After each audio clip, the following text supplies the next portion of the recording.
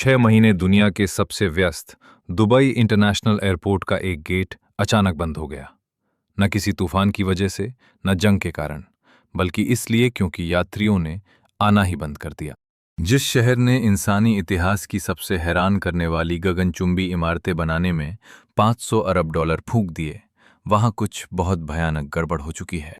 और वो सवाल जो दुबई की सरकार हमसे छिपाना चाहती है, वो ये है, क्या ये सब सिर्फ एक छलावा था? इस सोने जैसी चमकती परत के पीछे आलीशान होटलों के खाली कमरे चीख रहे हैं। पूरी की पूरी इमारतें सूनी पड़ी हैं। इंसानों द्वारा बनाया गया पाम जुमेराह द्वीप अब सचमुच और आर्थिक रूप से डूब रहा है, और सैलानी अब कहीं और का रुख कर रहे हैं। ये कहानी आधुनिक इतिहास के सबसे बड़े और साहसी दांव की है, और उस अंजाम की जब हकीकत आपके झूठ का पर्दाफाश कर देती है। मेरे साथ बने रहिए। आज आप और मैं इस सच को उजागर करेंगे जो दिखावे को तरक्की मानने वाले हर बड़े शहर के लिए एक बड़ी चेतावनी है।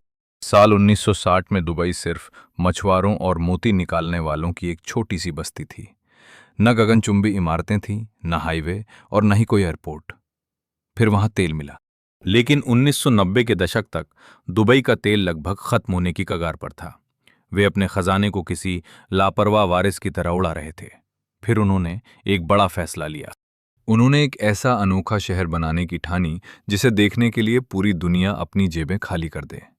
साल 2010 तक ये दांव चल गया। बुर्ज खलीफा दुनिया की सबसे ज्यादा फोटो खींचे जाने वाली इमारत बन चुका था। दुबई इंटरनेशनल एयरपोर्ट से हर साल 8 करोड़ 60 लाख यात्री गुजर रहे थे। ये संख्या जर्मनी की कुल आबादी से भी कहीं ज्यादा है। दुबई मॉल में हर साल 8 करोड़ लोग आ रहे थे, जो चीन की महान दीवार से भी ज्यादा था। साल 2019 तक पर्यटन से एक ही साल में 30 अरब डॉलर से ज्यादा की कमाई होने लगी। शहर में 1,40,000 होटल के कमरे तैयार थे। इसने खुद को महाद्वीपों के मिलन बिंदु यानी दुनिया के सबसे बड़े ठहराव वाले शहर के रूप में स्थापित कर लिया था। जीरो इनकम टैक्स पॉलिसी की वजह से हजारों अमीर विदेशी दुबई में आकर बसने लगे। प्रॉपर्टी के दाम बढ़ रहे थे। दुबई सिर्फ बढ़ नहीं रहा था, बल्कि भाग रहा था। एक रेगिस्तानी साम्राज्य खुद को भविष्य में धकेल रहा था। दुबई के शासक ने कहा था, नामुमकिन शब्द मेरी डिक्शनरी में नहीं है, और कुछ समय के लिए लगा कि वे बिल्कुल सच कह रहे थे। लेकिन ये पूरा साम्राज्य उधार के समय, उधार के पैसे और उधार के पर्यटकों के भरोसे खड़ा किया गया था। और अब ये तीनों चीजें एक साथ खत्म हो रही हैं। चमकीले विज्ञापनों में आपको ये हकीकत कभी नहीं दिखाई गई, क्योंकि कभी-कभी सबसे बड़े चमत्कार सिर्फ एक भ्रम होते हैं, जो वक्त के साथ बेनकाब हो जाते हैं। और दुबई में अब वो वक्त आ चुका है। पहली दरार कोविड-19 के दौरान दिखाई दी। मार्च 2020 में दुबई इंटरनेशनल एयरपोर्ट के इतिहास में पहली बार यात्रियों की संख्या लगभग 0 दर्ज की गई। एमिरेट्स एयरलाइन को एक ही साल में 5.5 अरब डॉलर का भारी नुकसान हुआ, और उसे जिंदा रहने के लिए सरकार से 3 अरब 10 करोड़ डॉलर की मदद की गुहार लगानी पड़ी। जिन होटलों में बुकिंग कभी 70% से नीचे नहीं गिरी, वहां सिर्फ 8% लोग बचे थे। मॉल वीरान थे। विश्लेषक गलत साबित हुए। हालांकि साल 2022 तक आंकड़े सुधरने लगे। 1 करोड़ 40 लाख से ज्यादा पर्यटक आए, लेकिन इन सुर्खियों के पीछे जमीनी हकीकत खतरे की घंटी बजा रही थी। होटलों की बुकिंग 77% पर आकर थम गई और फिर गिरने लगी।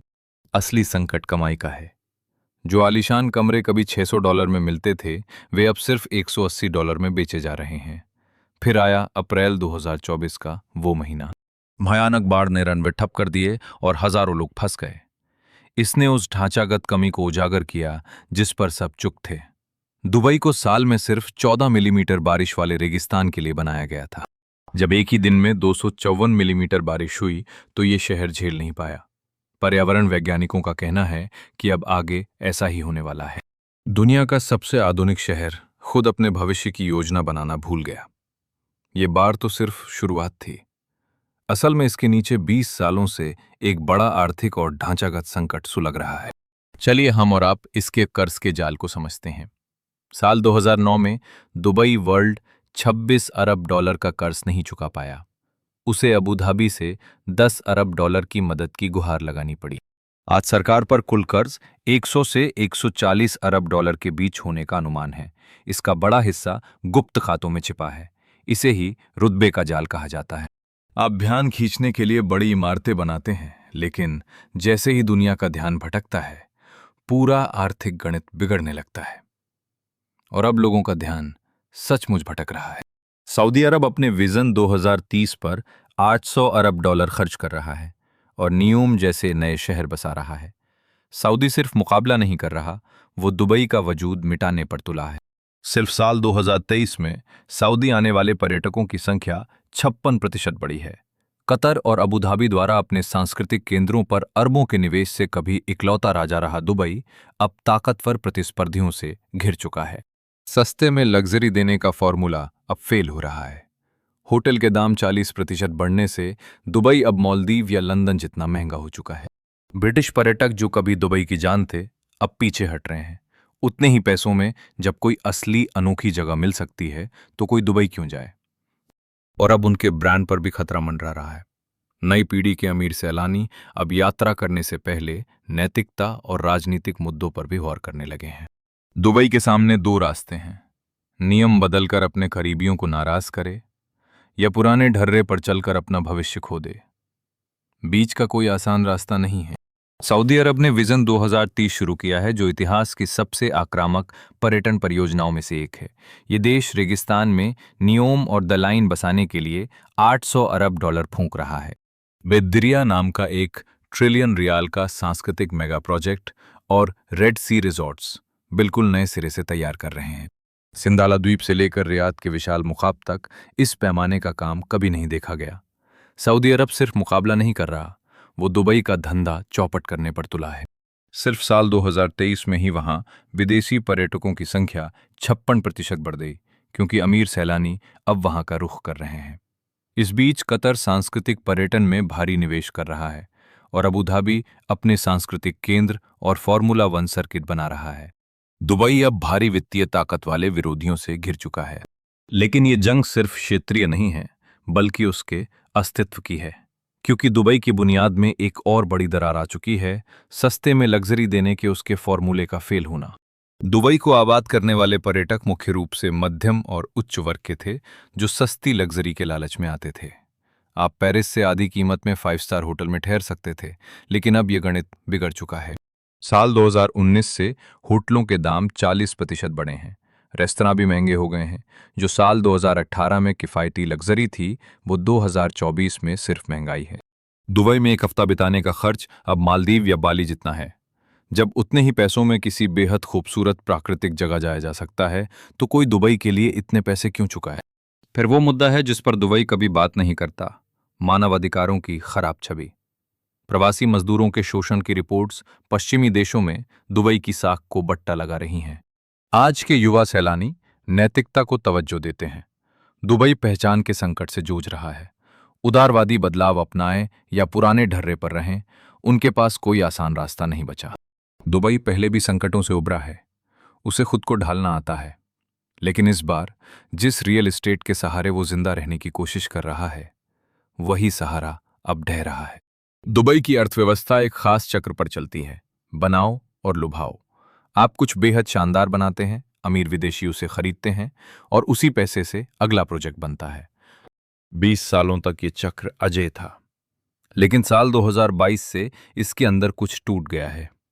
दुबई को खड़ा करने वाला वो तंत्र अब दम तोड़ रहा है। बाहर से दुबई का रियल एस्टेट बाजार चमकता हुआ दिखता है। साल 2023 में लेन देन ने सारे रिकॉर्ड तोड़ दिए। 10 मिलियन दिरहम से ऊपर की लग्जरी प्रॉपर्टीज की बिक्री रिकॉर्ड स्तर पर पहुंच गई। दुनिया भर के मीडिया में पाम पर पेंट हाउस खरीदते अरबपतियों की खबरें छाई रही हैं। लेकिन आज आप और मैं उस सच को टटोलेंगे जो हेडलाइंस ने छिपाया। दुबई में घर खरीदने वाले ज्यादातर लोग वहां रहने के लिए नहीं आ रहे, वे इसे सिर्फ अपनी दौलत सुरक्षित रखने के लिए खरीद रहे हैं। उनके लिए ये पूंजी छिपाने का एक सुरक्षित ठिकाना है, एक ऐसा बैंक अकाउंट जहां से आलीशान नजारा दिखता है। ये खरीदार वहां के रेस्टोरेंट्स में नहीं जा रहे। इसका मतलब है कि दुबई में अब सिर्फ खाली और अंधेरे फ्लैट्स का अंबार लग रहा है। स्वतंत्र विश्लेषकों के अनुमान बताते हैं कि बिजनेस बे जैसे इलाकों की नई इमारतों में 25 से 40% तक फ्लैट खाली पड़े हैं। और यहीं हमें इस पूरी बुनियाद में गहरी दरार दिखती है। अगर रियल एस्टेट चक्र आर्थिक भरोसे के बजाय सिर्फ भागती हुई पूंजी से चल रहा है, तो इसका मतलब है कि दुबई अपनी नकली बढ़त के लिए दुनिया की अस्थिरता पर निर्भर हो चुका है। जैसे ही वैश्विक वित्तीय स्थितियां स्थिर होंगी, दुबई में आने वाला संकटग्रस्त पैसा थम जाएगा। उस पूंजी के बिना निर्माण कार्य रुक जाएंगे और निर्माण रुकने से प्रवासी मजदूरों की अर्थव्यवस्था पूरी तरह बिखर जाएगी। पूरी व्यवस्था उल्टी घूमने लगेगी। इसके अलावा आर्टिफिशियल इंटेलिजेंस और रिमोट वर्क ने दुबई जैसे शहरों के अस्तित्व के बुनियादी कारण को ही बदल दिया है। दुबई की रणनीति एविएशन और फाइनेंस का एक अनिवार्य केंद्र बनने की थी, लेकिन जहां भौतिक केंद्रों की जरूरत कम हो रही है, वहां दुबई की असली भूमिका क्या बचती है? सिंगापुर ने इसका जवाब बायोटेक और डीप टेक से दिया। दुबई आज भी सिर्फ और ऊंची इमारतें बनाने में ही उलझा है। भविष्य में वही शहर टिकेंगे जो वास्तविक मूल्य पैदा करेंगे, न कि सिर्फ दिखावा। दुबई तमाशा दिखाने में माहिर रहा है, लेकिन हर तमाशे की एक अंतिम तारीख होती है। दुबई खत्म नहीं हुआ। यूएई के नेतृत्व ने दिखाया है कि वे दुनिया की किसी भी सरकार से कहीं तेजी से बदलाव ला सकते हैं। D33 एजेंडा का लक्ष्य 2033 तक अर्थव्यवस्था को दुगना करना है, जो ग्रीन एनर्जी और एआई पर केंद्रित है। लेकिन खुद को प्रासंगिक रखने के लिए लगातार बड़ा तमाशा करने की ये होड़ एक अंतहीन दौड़ जैसी है। पैमाना इतना ऊंचा हो चुका है कि लोगों का ध्यान खींचने के लिए भी अब $2 बिलियन के निवेश की जरूरत पड़ती है। हमेशा एक नया रिकॉर्ड सामने होता है, दुनिया का सबसे बड़ा फ्रेम, सबसे बड़ा द्वीप। लेकिन यही वो सवाल है जो दुबई का बारीकी से अध्ययन करने वाले हर अर्थशास्त्री को परेशान करता है। क्या होगा जब कोई प्रतिद्वंदी इनमें से एक भी रिकॉर्ड तोड़ देगा या उसके बराबर पहुंच जाएगा? दुबई का भविष्य इसी सवाल के जवाब पर टिका है। रियाद पहले से कहीं ऊंची इमारतें बना रहा है। दोहा हमारी कल्पना से भी अधिक भव्य निर्माण करने में जुटा है। सिंगापुर नए युग के लिए समझदारी से निर्माण कर रहा है। अब दुनिया भर के जागरूक पर्यटक वो सवाल पूछ रहे हैं जिसका सामना दुबई ने कभी नहीं किया। क्या ये वाकई जायज है? बात सिर्फ पैसों की नहीं, बल्कि एक बहुत बड़ी कीमत की है। रेत पर बने इस सपने की कीमत, एक ऐसे शहर की पर्यावरणीय कीमत जो रेगिस्तान के भीतर बर्फबारी करवाता है। बाहर का तापमान 50 डिग्री होने पर शहर के बाहर लेबर कैंपों में रहने वाले मजदूरों के खून पसीने से बनी इस स्काईलाइन की मानवीय कीमत सामने आती है। इंस्टाग्राम पर दिखाने के लिए समुद्र तटों को बदलने की भारी पर्यावरणीय कीमत। 20 साल तक दुनिया ने दुबई में अपना भविष्य देखा, लेकिन क्या पता हम असल में एक चेतावनी देख रहे थे। क्या पता ये आलीशान शहर इस बात का सबूत था कि जब हम आकार को ही असली मूल्य मान लेते हैं तो क्या होता है। दुबई के पास अभी भी वक्त है। सवाल यह है कि क्या पर्यटकों के पूरी तरह मन बना लेने से पहले उसमें सही सवाल पूछने की हिम्मत है। तो अब आप और मैं खुद से पूछें, क्या दुबई मुसीबत में है या यह सिर्फ खुद को ढाल रहा है? क्या यह भविष्य का मॉडल है या हमारी पीढ़ी की सबसे खूबसूरत चेतावनी? अपनी राय नीचे कमेंट्स में जरूर बताएं। ईमानदारी से कहूं तो क्या इस वीडियो ने आपकी सोच बदली? अगर आप दुनिया की बड़ी आर्थिक कहानियों का सच जानना चाहते हैं तो अभी सब्सक्राइब करें।